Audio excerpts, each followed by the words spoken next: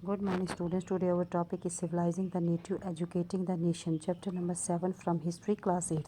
तो आज हम पढ़ते हैं एजुकेशन फॉर कॉमर्स। अब यहाँ पे एजुकेशन को ट्रेड से जोड़ दिया गया, इकॉनमी से जोड़ दिया गया। तो कैसे? 1854 में जब कोर्ट ऑफ डायरेक्टर थे ईस्ट इंडिया कंपनी के, जो लंदन में बैठते थे, एजुकेशनल डिस्पैच भेजा इंडिया के गवर्नर जनरल को। इनको बाद में वाइस रॉय बना दिया गया था। और एजुकेशन डिस्पैच का मतलब क्या होता है? मतलब यहाँ पर किस तरीके की एजुकेशन दी जाए, किस तरीके की पॉलिसी लगाई जाए एजुकेशन के रिगार्डिंग। ये डिस्पैच इशू किया था चार्ल्स वुड ने, तो इसलिए ये वुड्स डिस्पैच के नाम से भी जाना जाता है। इन्होंने कहा कि इंडिया में जो ऑलरेडी एजुकेशन पॉलिसी है उसे आउटलाइन करो, उसे बाहर करो। और इन्होंने एम्फसाइज़ किया practical benefit of system of European learning. मतलब डिस्पैच में प्रैक्टिकल बेनिफिट दिखाइए कि जब आप इनको इंग्लिश सिखाएंगे तो इनको बेनिफिट होगा। और इसमें ओरिएंटल लर्निंग को अपोज किया। इसमें प्रैक्टिकल बेनिफिट था, वो था इकोनॉमिक, पैसा, ट्रेड, कॉमर्स।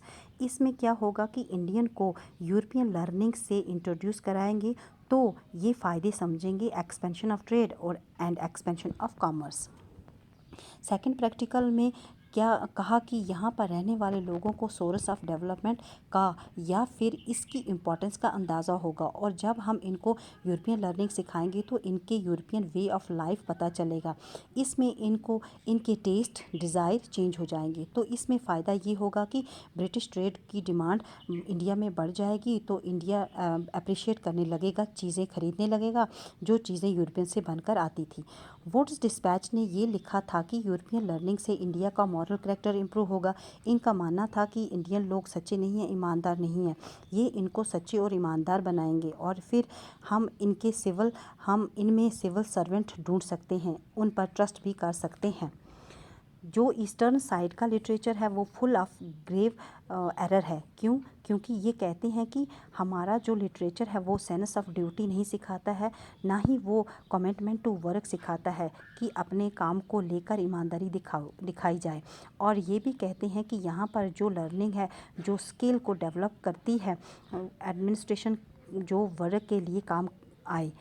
जब 1854 में डिस्पैच इशू किया गया तो सेवरल मेजर्स इंट्रोड्यूस किया ब्रिटिश के थ्रू।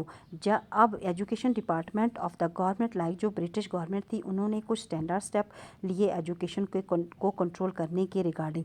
इन स्टेप्स में कहा गया कि जो यूनिवर्सिटीज़ एजुकेशन यानी हायर एजुकेशन के लिए वो स्टेप अप किए जाएं।